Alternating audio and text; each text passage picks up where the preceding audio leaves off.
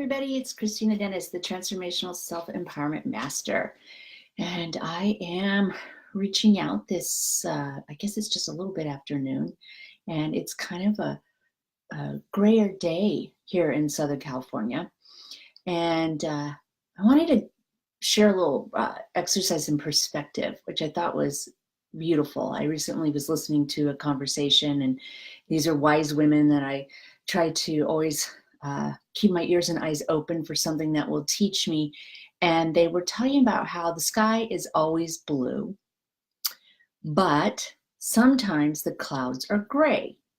And I thought, yeah, that's perspective. And if life is always good, or God's intention or sovereignty over myself and my son is always full of blessing and its truest form of love, then sometimes it's the clouds that are making the sky look gray, but the sky is always blue.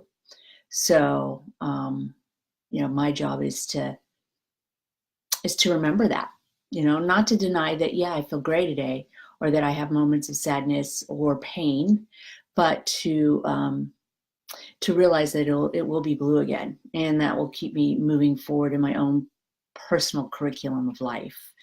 And I wanted to share some ideas that are coming to me and that I've heard before in several different readings with several different people, but it all has to do with believing in the promises of life.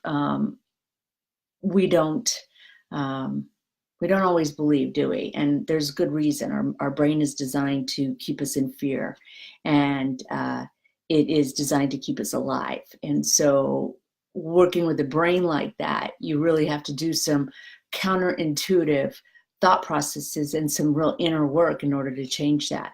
But I think there's some spiritual principles that I want to bring forward and have everybody just think about that for a little bit.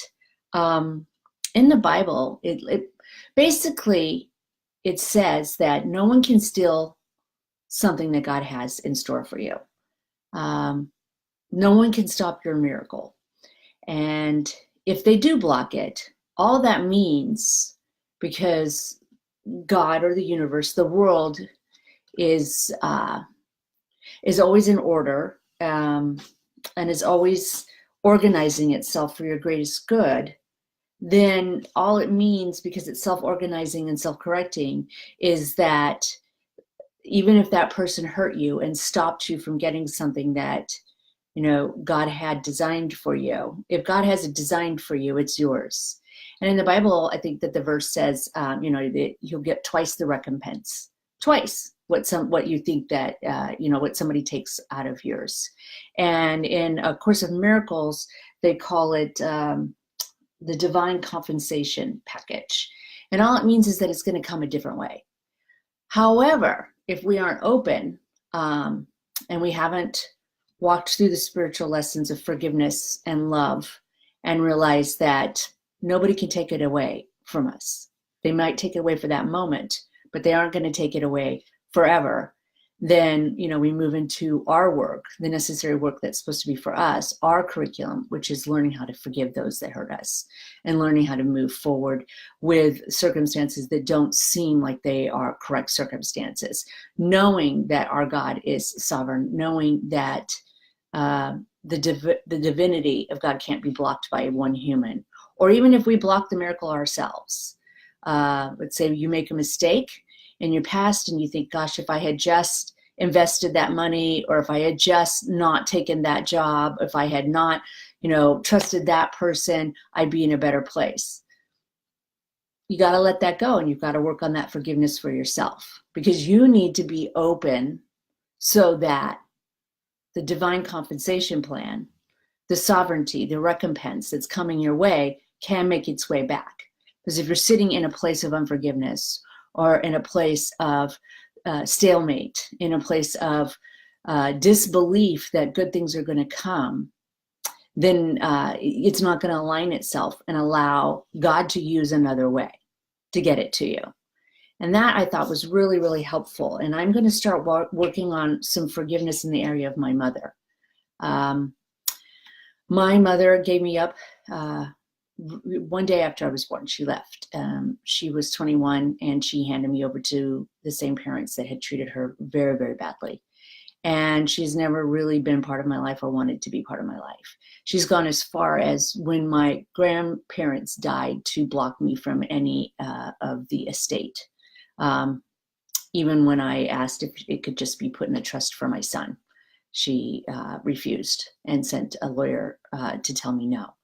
And so she's a tough one. She's really a tough one, because even though I can understand and explain what she did 49 years ago, and she's never had another child, it's hard for me to understand as a mom not wanting to be part of my life.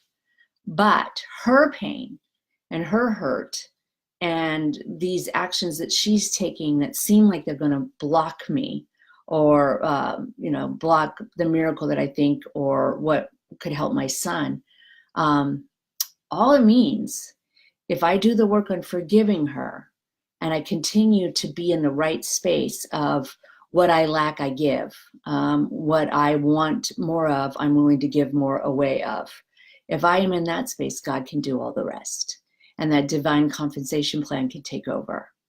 And it's hard to go back and heal the childhood traumas. It's hard to let go of the idea that what has happened to me or what has happened to you is somehow incorrect or wrong. It's really, really hard.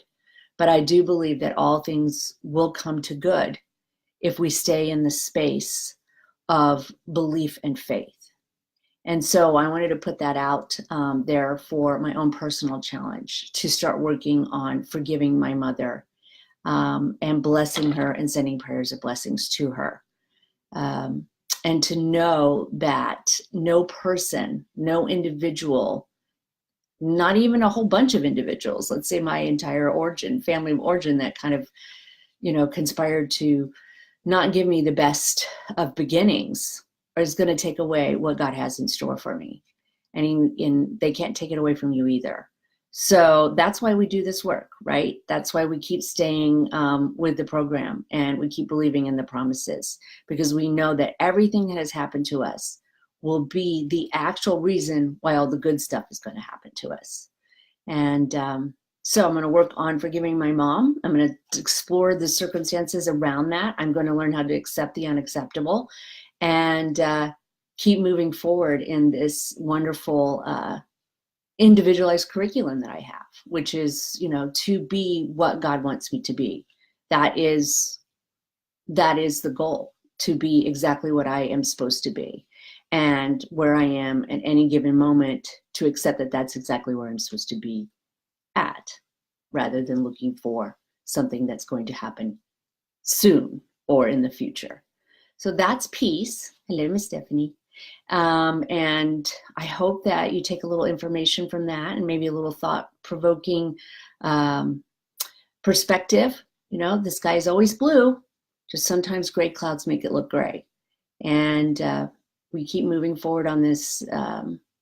The other thing, I want to mention another metaphor that I heard today from a totally different spiritual teacher, which was, she didn't like the idea of life being a journey, because it seemed to still hinge itself on arriving at places, that she really felt like we needed to quit looking for the right path or the train, and really look at life as more of a sailboat, and determining where the winds are going. Maybe you point your sailboat in one direction, but every day is going to be different. And the actual journey is the experience of living that day. And that really touched me too. I thought, that's true.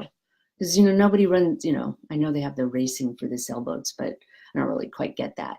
I think most people go on a sailboat not to go fast, but to see what's going on around us. So I'm going to think on that too. All right. Have a great day. Talk to you soon.